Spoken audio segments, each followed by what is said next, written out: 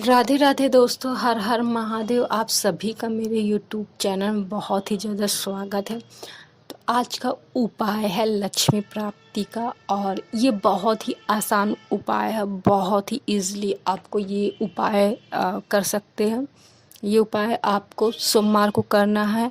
किसी भी महीने के किसी भी मीन्स मतलब सोमवार को आपको करना है। चाहे आप सुबह कीजिए चाहे शाम को कीजिए, लेकिन हाँ ध्यान दीजिएगा कि अगर आप शाम को कर रहे हैं तो प्रदोष काल में कीजिए। प्रदोष काल जो सूरज ढलने के बाद का जो 1 से 1.5 घंटे का वक्त होता है वो प्रदोष काल होता है।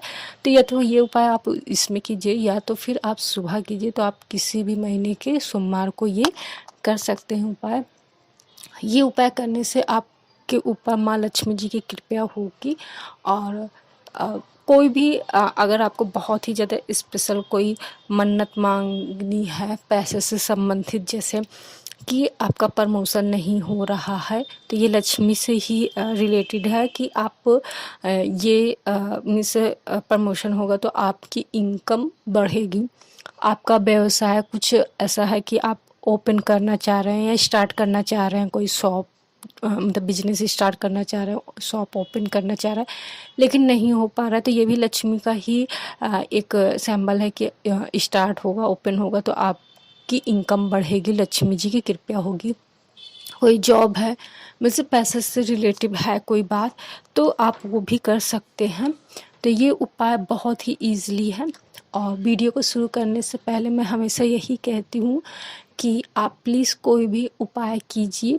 सिर्फ मेरा ही नहीं मतलब मेरे द्वारा ही बताया नहीं, किसी भी और भी बहुत सारी इस तरीके से उपाय का चैनल है, भगवान आस्था का चैनल है।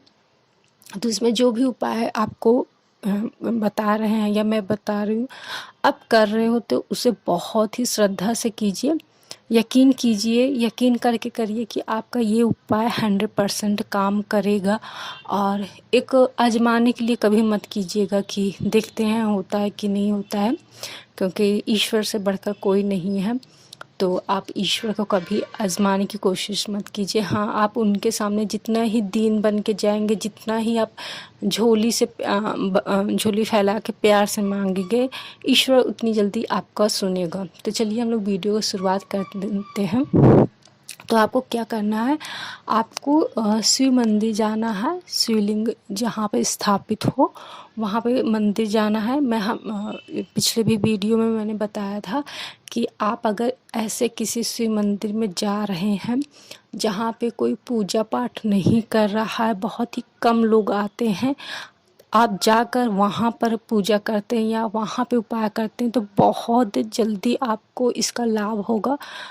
भगवान जी मतलब शिव भगवान जी बहुत जल्दी प्रसन्न होंगे, क्योंकि हमारे पूर्वज यही कहते हैं कि एकांत के शिवलिंग से जो भी मन्नत मांगी जाती है वो बहुत ही जल्दी पूरी होती है, बहुत ही ज़्यादा अच्छा होता है, उसका फल हमें बहुत जल्दी मिलता है।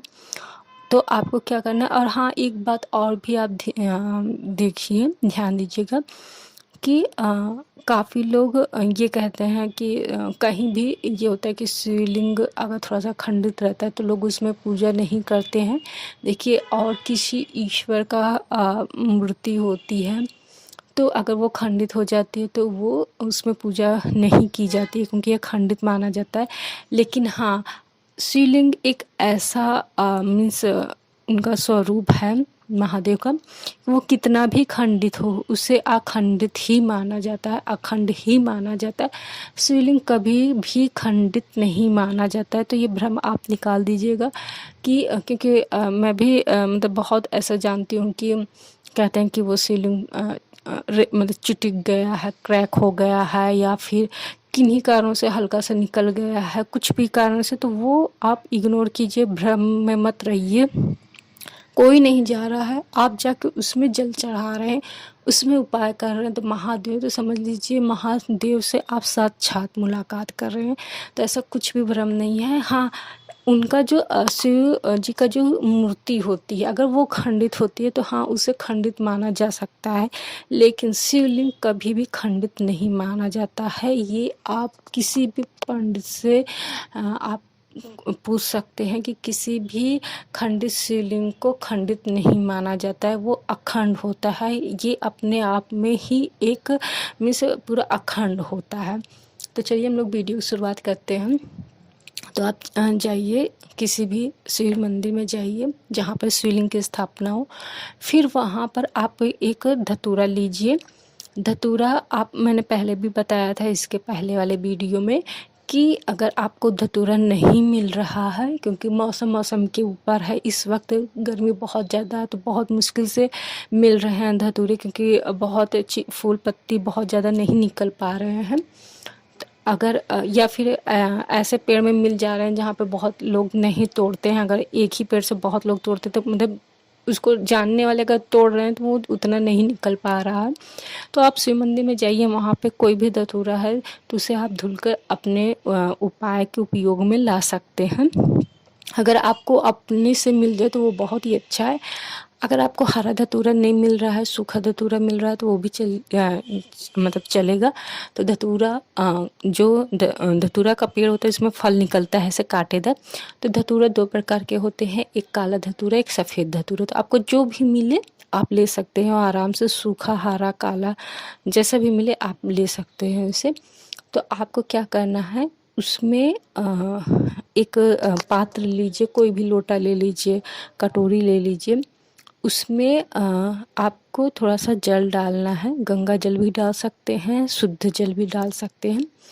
उसको धतूरे को उसमें रखिए, धुल दीजिए, फिर धतूरा उसमें उस लोटे में रखिए और फिर उसमें जो गंगा जल आपने रखा, धतूरा डाला और फिर उसमें आपको हल्दी डालना है। मतलब हल्दी इतनी क्वांटिटी में डालनी है, इतनी मात्रा में डालना है कि वो हल्दी उस धतूरे में मतलब जल के साथ अच्छे से लिपट जाए। उसको आप अच्छे से फिंगर से भी लगा सकते हैं और उसको अच्छे से मिस डुबो के पूरा अच्छे से उसको ऐसा कीजिए कि मतलब कि वो उस धतूरे में पूरी अच्छी तरीके से हल्दी लग जाए। और ये उपाय आपको सोमवार को करना है, जाकर मतलब वहाँ पर मंदिर में जाकर ही आपको ये प्रोसेस पूरा करना है। फिर उसके बाद जो अशोक सुंदर जी का स्थान है, जैसा कि सभी लोग जानते हैं कि अशोक सुंदरी महादेव और पार्वती जी की सबसे प्रिय पुत्री हैं। तो उनका जो स्थान रहता है, जो जलधारी बहती है, जो शिवलिंग में हम लोग जल चढ़ाते हैं तो जो जलधारी बहती है तो उसके ऊपर का जो स्थान होता है वहाँ अशोक सुंदरी जी होते हैं। मीन्स गणेश जी और कार्तिकेय जी के बीच में जो स्थान होता है शिवलिंग में, वो अशोक सुंदर जी का स्थान होता है। तो वहाँ पे उस धतूरे को, जो हल्दी वाला धतूरा है, उस धतूरे को आपको रखना है और फिर जो बची हुई हल्दी है उसको उसी में ऐसे मतलब डाल देना। अगर बच रही है तो डाल दीजिए, नहीं बच रही है तो कोई बात नहीं। और ये श्री शिवाय नमस्तुभ्यम या ओम नमः शिवाय या ओम, जो भी आपको शिव मंत्र आपको आता है, जिस भी मंत्र में आपको बहुत प्रसन्नता होती है, बहुत शांति मिलती है, वो कहते हुए आपको ये अर्पण करना है। और फिर आपको अशोक सुंदरी जी से निवेदन करना है माँ लक्ष्मी जी के लिए, और महादेव जी से भी प्रार्थना करनी है कि आपके पास माँ लक्ष्मी जी विराजमान हो, कृपया करें आपके ऊपर माँ लक्ष्मी जी कृपया करें। और अगर आप कोई टारगेट जैसे कर रहे हैं, जैसे कि मैंने बताया कि व्यवसाय के लिए, कोई शॉप के लिए, जॉब के लिए, या कुछ ऐसा चीज़ें हैं जो नहीं मतलब जिससे आपका इनकम बढ़ रहा है, वो चीज़ें नहीं हो रही हैं, तो आप उसको कहिए। जैसे आपको कहना है कि मेरी जॉब लग जाए, तो आपको ये कहना है कि भगवान मेरी जॉब लग जाए। मतलब जिस जैसे भी तरीके से आप ईश्वर से प्रार्थना करते हैं, क्योंकि सबका प्रोसेस अलग होता है, कोई प्यार से कहता है, कोई दोस्ती की तरह कहता है, जैसे भी कहता है आप कहिए। इतना कहने के बाद फिर बाकी जैसे आप पूजा करते हैं वैसा कीजिए।